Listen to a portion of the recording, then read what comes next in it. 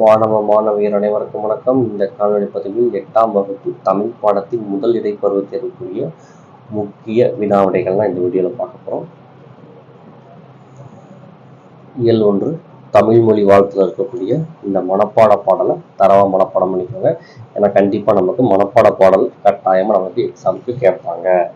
தென் மதிப்பீட்டில் இருக்கக்கூடிய one word questions ஃபுல்லாக தரவாக படிச்சுக்கணும். சரிங்களா? அடுத்ததா குருவினால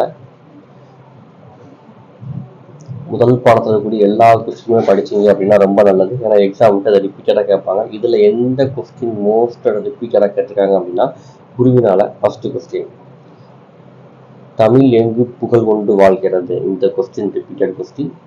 அடுத்த சிறுவினால ஒரே கொஸ்டின் தான் இருக்குது, அந்த கொஸ்டின் எக்ஸாமில் ரிப்பீட்டடாக கேட்டிருக்காங்க.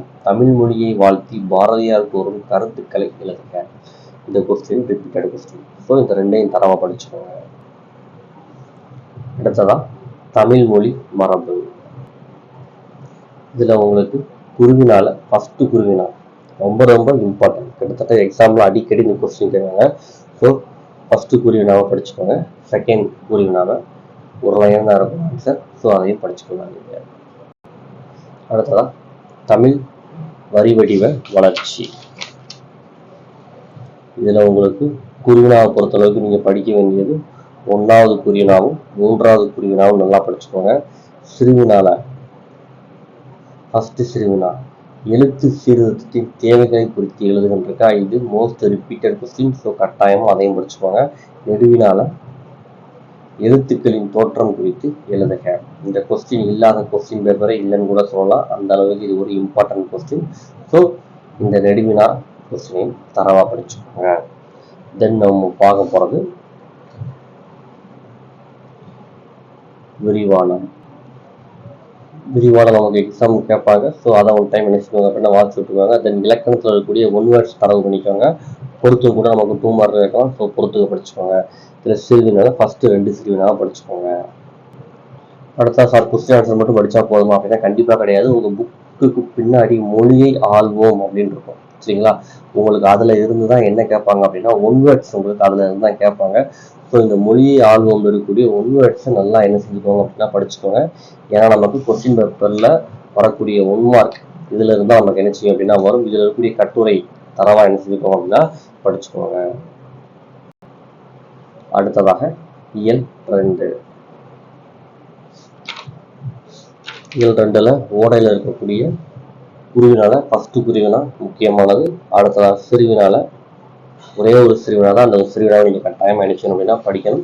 ஏன்னா ரொம்ப ரொம்ப ரொம்ப இம்பார்ட்டண்டான சிறுவினா அது. அடுத்ததா குருவினால செகண்டு தேர்டும் இம்பார்ட்டன்ட். இதில் செகண்ட் வந்து எக்ஸாம்பிளில் நிறையா டைம் என்ன செய்யறாங்க அப்படின்னா கேட்டிருக்காங்க. சிறுவினால செகண்ட் சிறுவினா இம்பார்ட்டன்ட். இந்த சிந்தனை வினால இந்த கொஸ்டினை கண்டிப்பாக எக்ஸாமுக்கு போகிறதுக்கு முன்னாடி மறக்காமல் இந்த கொஸ்டினை படிச்சுக்கோங்க. ஏன்னா இந்த கொஸ்டின் ஒரு 2 தடவை எக்ஸாம் என்ன செஞ்சுருக்காங்க அப்படின்னா கேட்டிருக்காங்க.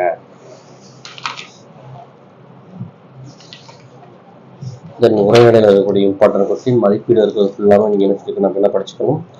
குருவினாவை பொறுத்தளவுக்கு முதல் 2 குருவினா இம்பார்ட்டன்ட். இதில் ஃபர்ஸ்ட் கொஸ்டின் எக்ஸாமில் ரிப்பீட்டடாக என்ன செஞ்சுருக்காங்க அப்படின்னா கேட்டிருக்காங்க.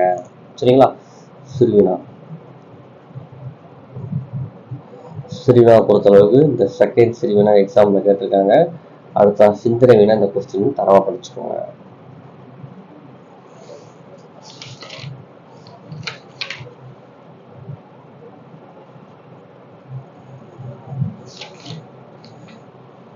தென் சிறுவினான்னு பார்த்தீங்க அப்படின்னா உங்களுக்கு வினைமுற்று என்றால் என்ன, இது இம்பார்ட்டன்ட்.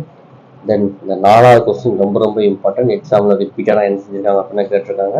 இதை மட்டும் படித்தா பார்த்தாது. உங்கள் புக்குக்கு பின்னாடி இருக்கக்கூடிய மொழியை ஆல்பமில் இருக்கக்கூடிய ஒன் வேர்ட்ஸ் ஃபுல்லாத்தையும் என்ன செஞ்சுக்கோங்க அப்படின்னா 1 டைம் தரவா படிச்சுக்கோங்க. ஏன்னா நமக்கு மொழியை ஆல்பமில் தான் நமக்கு ஒன் வேர்ட்ஸ் கேட்காங்க. தென் கடிதம் எழுதியிருக்காங்க. இந்த கடிதத்தை நல்லா படிச்சுக்கோங்க. விளையாட்டு போட்டியில் வெற்றி பெற்ற உங்கள் நண்பனுக்கு பாராட்டு கடிதம் இருக்கா, இந்த கடிதத்தை நல்லா படிச்சுக்கோங்க. ஸோ இந்த கடிதம் ரொம்ப ரொம்ப முக்கியம். ஓகே ஸ்டூடெண்ட்ஸ், இந்த வீடியோ உங்களுக்கு பயனுள்ள வகையில் இருந்துச்சுன்னா வீடியோக்கு ஒரு லைக் பண்ணுங்கள். நம்ம சேனலை உங்கள் நண்பர்களுக்கும் ஷேர் பண்ணுங்கள். தேங்க்யூ ஃபார் வாட்சிங் ஸ்டூடெண்ட்ஸ்.